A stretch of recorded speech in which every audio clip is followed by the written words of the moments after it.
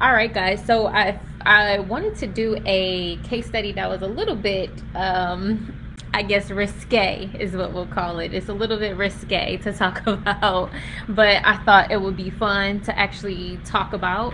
OnlyFans and sugar daddy, sugar baby tax treatments. I remember several years ago when I first started to learn about tax law.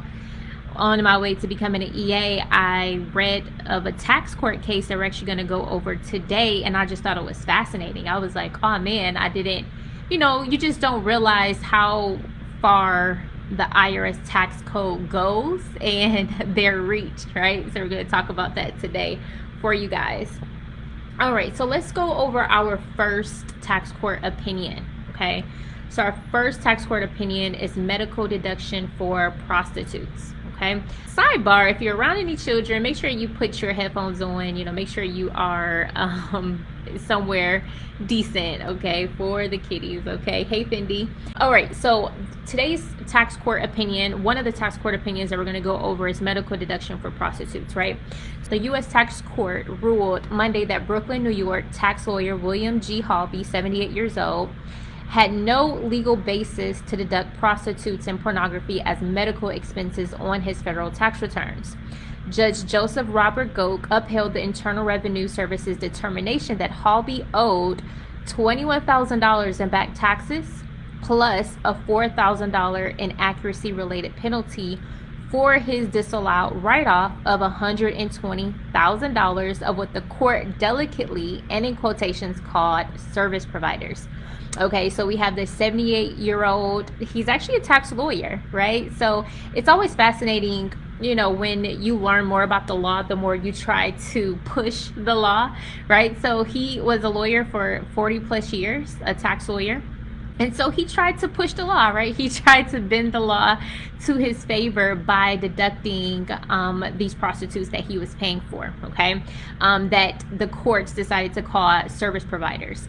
Now, according to the opinion, Halby did maintain careful records, right? So this was something fascinating. Like, obviously he's a tax lawyer, so he was very meticulous in his record keeping. And his records kept track of all of the visits.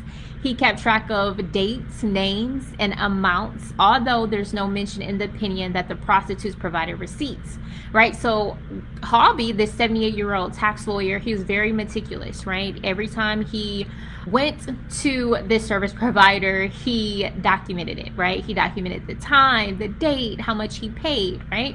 And this is what the IRS does allow you to do, just so you guys know. You can reconstruct your receipts, and they want you to keep a log. They want you to record keep, right? And we think of record keeping as electronic versions, but you can keep paper files, right? You can keep a notebook, and that would be substantiation. So just so you guys know, as long as you have some form of record keeping, you would be substantiated. Now, in this case, you're going to see, based upon the court tax opinion, Halby represented himself. Halby is a tax lawyer who represented himself in this case, and he argued that the cost should be allowed because of the positive health effects of sex therapy. Okay, so he was trying to write all of these deductions off on his Schedule A for medical expenses, right? Medical deduction. And he said it was the positive health effects of sex therapy. Now, the court said absolutely not. They said no doctor had prescribed this treatment to and for Halby, and he did not discuss these visits with his doctors afterwards to determine their impact on his health. Okay, so he didn't follow this up with the actual doctor, and that was one of the main reasons why the IRS said this was not a medical deduction. Okay, so accordingly, the court ruled his payments to various prostitutes were personal expenses not prescribed by a doctor and not intended to treat a medical condition. Okay, so what is the lesson that we can learn from this? One, what is considered medical expenses? Go ahead and type it in the chat. What is considered medical expenses? So we're going to go over what the IRS defines it as. So it says medical expenses are the cost of the diagnosis, cure, mitigation, treatment, or prevention of disease, and for the purpose of affecting any part or function of the body. These expenses include payments for legal medical services rendered by physicians, surgeons, dentists, and other medical practitioners. They include the cost of equipment, supplies, and diagnostic devices needed for these purposes. Now, here's where it gets interesting. Medical care expenses must be primarily to alleviate or prevent a physical or mental disability or illness. They do not include expenses that are merely beneficial to general health, such as vitamins or vacation. So did you guys know that your vitamins are not a medical deduction? They are not a medical expense, right? Because that's just contributing to your overall general health. Or if someone says, I have to take a vacation for my mental health, right? You know, some might argue that it is a valid medical expense, right? If it's something that contributes to your overall mental wellness and physical wellness. But according to the IRS, it is not. And it is not so because it's merely beneficial to your general health. So the key here with regards to medical expenses is that they want to see that it's something that a medical practitioner actually prescribed to you to either diagnose, cure, mitigate, or treat or prevent a disease. Okay, so let's talk about that really quick. So what if a medical practitioner puts you on bed rest, right? They put you on bed rest because you're pregnant and you have a high risk and you need certain supplies to be properly bedridden. Would that be a medical expense? Yes, right? So let's look at this. Medical expenses include the premiums you pay for insurance that covers the expenses of medical care and the amounts you pay for transportation to get medical care. Medical expenses also include amounts paid for qualified long-term care services and limited amounts paid for any qualified long-term care insurance contract. So if I am bedridden now because, you know, I'm 9 months pregnant or 8 months pregnant and the doctor wants me to have a healthy pregnancy, I'm high risk. Not only are the supplies that I need to be bedridden are a valid medical expense, but also the care, right, is considered a medical expense as well. So what did Halby, the 78-year-old tax lawyer, fail to do? Well, he failed to consult with his medical practitioner and actually see, you know, one, was paying for these service providers, you know, really contributing to his well-being? Were they preventing some sort of disease? Were they treatment, right, for an affliction? And had he actually gone that extra step, he probably could have had more substantiation and more of a leg to stand on with regards to this tax law case. Now let's move on to sugar baby. How many of you guys have heard the term sugar baby, sugar daddy? Type a 1 in the chat. If you have heard the term sugar baby, sugar daddy, type a 1 in the chat. All right, so let's look at this scenario. John Doe was married with children when he met Jane Sugar Baby. He proceeded to buy her expensive gifts, give her monthly allowances of $10,000 per month, and even purchased a condo for her. They had a mutual understanding that the relationship was not dictated by sexual intimacy and that Jane Sugar Baby could have other sugar daddies. Okay? Now, here was the tax court's ruling. Because Jane Sugar Baby exchanged her physical and emotional time for money and monetary gifts of value and was not in a romantic relationship, i.e. boyfriend and girlfriend, all income and property received shall be treated as income. As income. So the courts imposed over $500,000 in cash and the fair market value of property received as compensation onto Jane Sugar Baby. Okay, so here's some key factors in this. One, they didn't have a boyfriend girlfriend relationship. They weren't in a romantic relationship. Okay, they also had an understanding that Jane Sugar Baby was just to be of an emotional and sometimes physical support for John Doe, who was married with children. Okay, so he would often take her out on trips, or he would have her accompany him to certain events and galas, right? It wasn't necessarily always about sex for him, right? He wanted the companionship and he wanted someone to take care of outside of obviously his wife and his kids. Okay, now because she had other sugar daddies, she's running a business, right? She's running a business at this point. She's exchanging her physical and emotional time for money and monetary gifts of value. So the gifts and money that she received should have been reported on Schedule C. She reported as self-employed income, and she should have paid self-employment taxes on that income. So let's talk about why couldn't this be classified as a gift.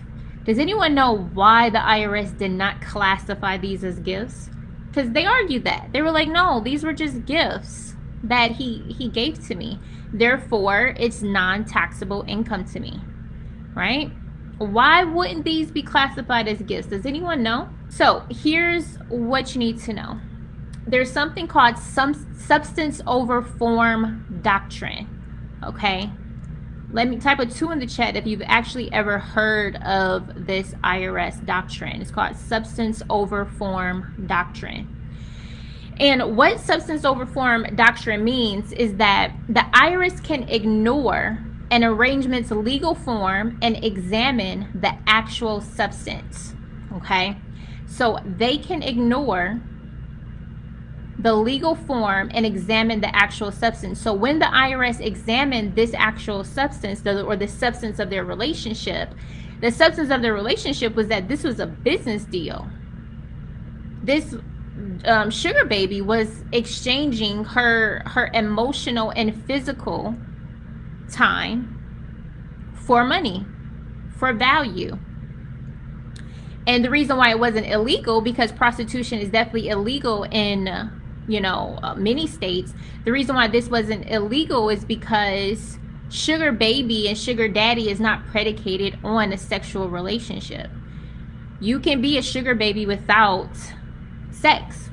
You can just provide emotional support, or be a companion, or be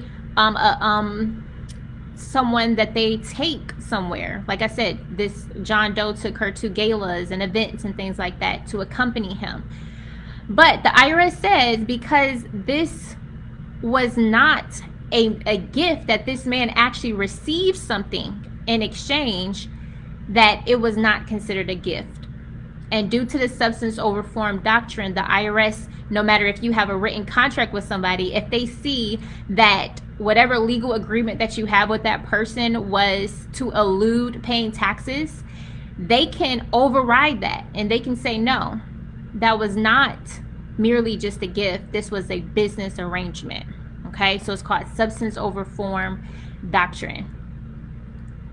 So what's the lesson from this? Sugar babies, OnlyFans, and anyone who receives cash, property in exchange for something typically should be looked at as compensation.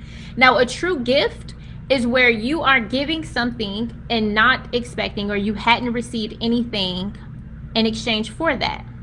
That's a true gift. Where if I'm walking down the street, I see a homeless person and I give him $1,000, that is a gift. Now, if I'm walking down the street and I see a homeless person and I say, hey, can you wash my car and run these errands? Then I'll pay you $1,000. Well, that's income now, right? That's not a gift. It's not solely a gift. So you have to dig deep on these scenarios. When people are saying, well, this was a gift, you really have to ascertain, did they provide a service in exchange for that gift, or in exchange for that debt being paid, or in exchange for that money, that monetary or that property being given. All right, so let's look at the sugar baby scenario. Sugar daddy number one pays for the following. And I need you guys to answer this question in the chat. So pay attention, right? Get your calculators out. Sugar daddy number one pays for the following: $2,500 month lease for a Ferrari for his sugar baby, $550,000 waterfront condo, $60,000 in student loan debt he paid off for her, $10,000 month as a monthly allowance. Okay, so how much does sugar baby have to claim as income? I'm gonna give you guys 60 seconds. Here are your choices. Option A, $677,000. Option B, $767,000. Option C, $629,500. Or option D, $739,500. How much does this sugar baby have to claim as income? Go ahead and take 60 seconds and go ahead and type your answer in the chat. You have 20 seconds. Go ahead and type your answer in the chat. How much does sugar baby have to claim as income? Okay, Fendi says D. Let's get a few more votes in here. Sugar daddy paid for $2,500 a month lease for a Ferrari, $550,000 for a waterfront condo, $67,000 in student loan debt, and $10,000 a month as monthly allowance. How much does sugar baby have to claim as income? The answer is B. B as in boy. So here's what she has to pay. $2,500 a month for the Ferrari times 12. That's $30,000. A half $550,000 for her condo. The value of her condo would be imputed upon her as compensation.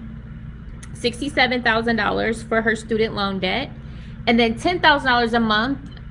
I guess I should have been a little bit more clear, but that's for the whole year, right? So that's $120,000 in income. So total,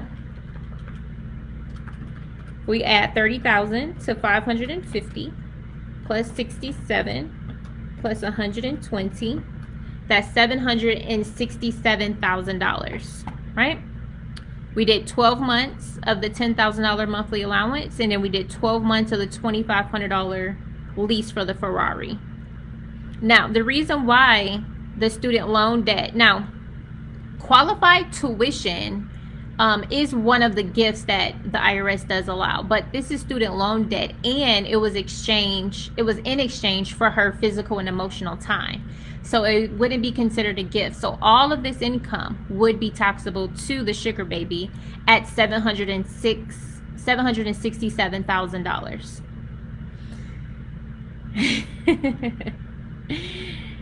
Okay, Brianna said I didn't multiply it monthly. Woo, yes, multiply monthly for a year. So I should have said sugar daddy pays for the following for a year. That's what I should have put. But great job, guys. 767 is the answer. Okay, so what questions do you guys have about sugar daddy, sugar baby income? Definitely let the conversation continue. Like I said, I wanted to do a case study that was just different, right? Something fun to talk about and to look at some real case law for you guys. But if you have any questions after this.